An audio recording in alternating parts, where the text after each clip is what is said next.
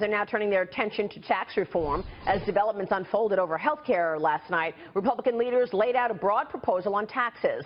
The key sticking point, the border adjustment tax, was taken off the table. I spoke with the Speaker of the House, Paul Ryan, who was pushing for the border tax for a while, and I first asked him about that decision, why it was a necessary step to get it out of the way to move forward.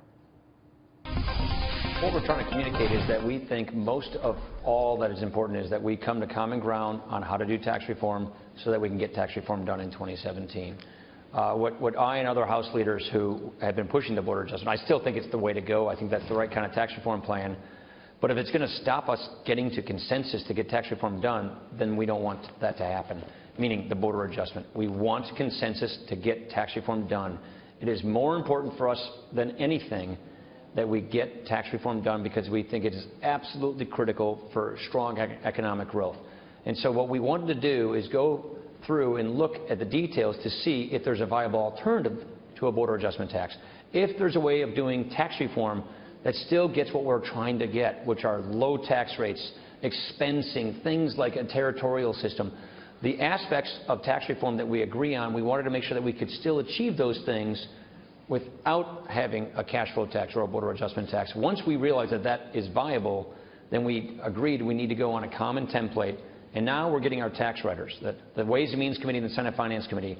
We have tasked them with taking on the task of writing the details of this tax bill within this template, which we now agree to. So getting consensus between the White House, the Senate, and the House on a way forward on tax reform makes it that much more of a viable enterprise. I feel much more confident that we're going to stick the landing on tax reform because we have now said we have consensus. Here's the framework. Let's go get it done. Good news. Does tax reform have to be revenue neutral? Well, it has to be compliant with what we call the Byrd Rule. It has to be compliant with our reconciliation packages, our reconciliation rules. So what people may not know is that in the House we use macroeconomic scoring. We call that dynamic scoring, some people. So we take into account the economic effects, economic growth effects of tax changes. And we use a realistic baseline that reflects current policy, our current policy proposals. What that means is we can have a big tax cut, but also make sure that we're in compliance with our deficit targets, our deficit rules.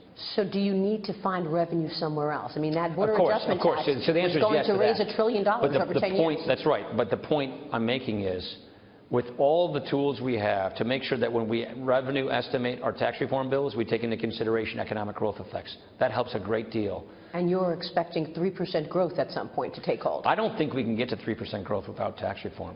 I really believe that the secrets to getting to 3% growth, which clearly is a goal we can achieve in this country, regulatory relief, working on labor supply, welfare to work, but tax reform. You can't get to 3% growth, in my opinion, without tax reform.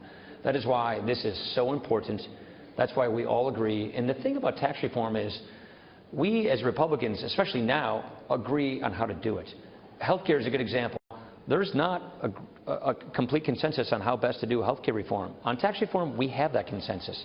Healthcare, we can't put everything we want in a reconciliation bill to complete our vision on healthcare reform. It's one of the reasons why it's become difficult. Tax reform, we can put the entire tax reform package in this reconciliation bill. One bill, full comprehensive tax reform, which brings tax relief to families, tax rate reduction for businesses, makes us globally competitive. Where are the opportunities then to raise revenue if you are going to be compliant in terms of reconciliation and revenue neutral? It's the classic old, you've got to broaden the base to lower the tax rates. We believe we need to clear out loopholes and deductions, carve-outs, special interest giveaways, so that we can lower tax rates for everybody across the board, for businesses, for families.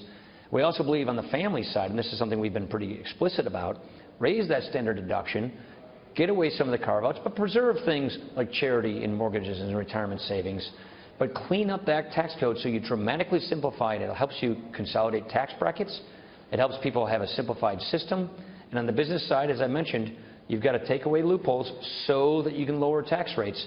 And that is the work that our tax writing committees will now engage in doing. Are those the sacred cows then, the deductions that must be in there, charity, mortgage? That's for individuals. So we believe, we've long said that we need to make sure that we prioritize those things, retirement savings, charity, mortgages. But we also think by raising the standard exemption for families, we can dramatically simplify the code. Most people don't even have to itemize their deductions. They can have a postcard-type tax form. So we think dramatic simplification, but also maintaining important priorities like homeownership, charitable giving. But then on the business side, we know we're the last country in the industrialized world to have this crazy worldwide tax system that basically says you can't bring your money back home. You'll get taxed if you do. We've got to get rid of that system. We have to have a territorial system so that companies with their cash parked overseas can bring that money back home. It's $2 to $3 trillion. We think that's very, very important. We all agree on that, and we think there's a way forward on how to do that short of a border adjustment tax. And on rates themselves, we got to get our tax rates down on businesses so that we're in the hunt with respect to global competitiveness.